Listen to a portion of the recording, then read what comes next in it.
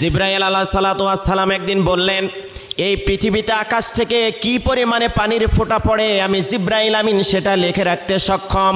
এতটা হিকমাহ, এতটা জ্ঞান, এতটা সক্ষমতা আল্লাহ সুবহানাহু ওয়া তাআলা আমাকে দান করেছেন। আকাশ থেকে যত হাজার, যত লক্ষ, যত কোটি, বিলিয়ন, যত পানি এই জমিন স্পর্শ করবে সব লিখে রাখার ক্ষমতা আল্লাহ পাক আমারে দিয়েছেন, কিন্তু আমি ওই লেখাটা লিখতে পারি না, আমাকে এই ক্ষমতা দেওয়া হয় নাই। পৃথিবীর কোনো যুবক যখন তওবা করে আল্লাহর রাস্তায় ফিরে আসে, ইবাদত করে আল্লাহরে যখন সেজদা দেয়, ওই যুবককে আল্লাহ তাআলা কি পরিমাণ সওয়াব দেন আমি এইটা লেখার মতো যোগ্যতা রাখি না। আল্লাহ পাক এই ক্ষমতা আমারে দেয় নাই।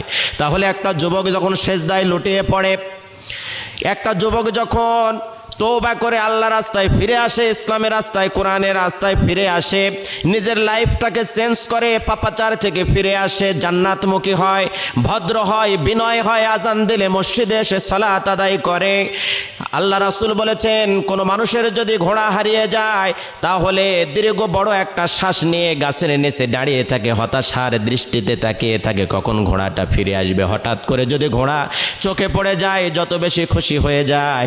কোনো গুনাহগার বান্দা পাপ করেছে, জেনা করেছে, অন্যায় করেছে, পৃথিবীতে এমন কোনো গুনাহ নাই ওই বান্দার দ্বারা হয় না, এরপরেও যখন তওবা করে আস্তাগফিরুল্লাহ, যখন আল্লাহ রাস্তায় ফিরে আসে, ওট ফিরে পাওয়া, ঘোড়া ফিরে পাওয়া মানুষটা, মালিক যত বেশি খুশি হয়ে যায়, তার চাইতে কোটি কোটি গুণে অপরাধী বান্দা যদি ফিরে আসে আল্লাহ রাস্তায় তার চাইতে বেশি খুশি হয়ে যায়।